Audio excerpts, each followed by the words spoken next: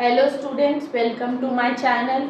आज हम लोग बात करेंगे कॉमर्स स्ट्रीम वाले बच्चों के लिए जिन्होंने क्लास 11th और 12th में कॉमर्स ऑप्ट करा है। वो ध्यान रखिए कि आपके पास मेनली 3 बुक्स है। कौन कौन सी? अकाउंटेंसी सब्जेक्ट, दूसरा है इकोनॉमिक्स और तीसरा है बिजनेस स्टडीज़।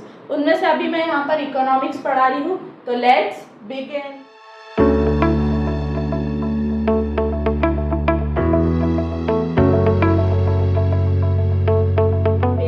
क्लास 11th में आपके पास 2 बुक्स है।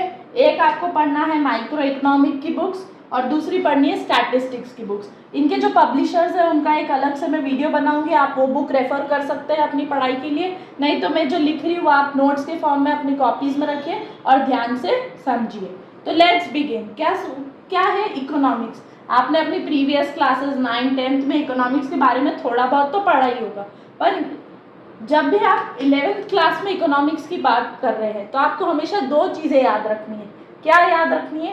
कि एक तो ह्यूमन की वांट्स अनलिमिटेड है, मतलब आपके पास कितना भी पैसा हो, आपकी वांट्स कैसी रहेगी? अनलिमिटेड ही रहेगी। आप चाहे अंबानी हो, चाहे आप टाटा हो, चाहे आप बिरलाज हो, उनके मन में भी एक गिल्ट हमेशा ही रहता होगा कि काश हमारे पास थोड़ा पैसा और होता। तो क्योंकि हमको पता है कि ह्यूमन की वांट्स तो अनलिमिटेड है, पर उसको रिसीव करने के लिए हमारे पास रिसोर्सेज क्या है? बहुत ही लिमिटेड है। तो इकोनॉमिक्स क्या कहलाता है?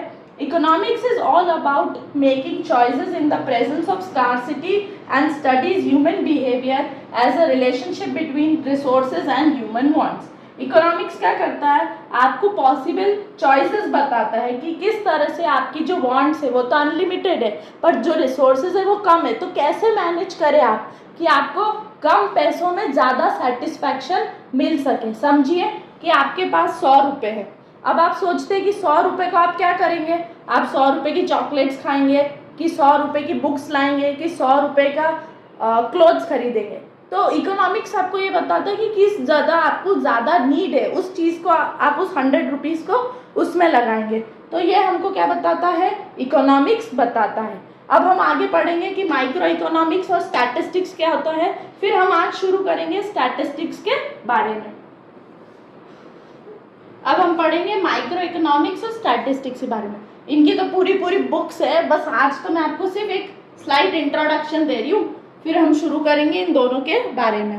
पहले मैं आपको बताऊंगी कि माइक्रो इकोनॉमिक्स, माइक्रो शब्द ही क्या?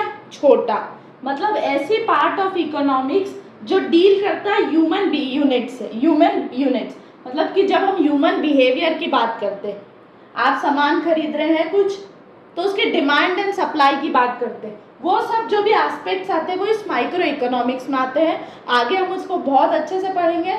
दूसरा आता है स्टैटिस्टिक्स। आपने स्टैटिस्टिक्स वर्ड्स कई बार सुना होगा अपनी लाइफ में या देखा होगा। तो स्टैटिस्टिक्स क्या?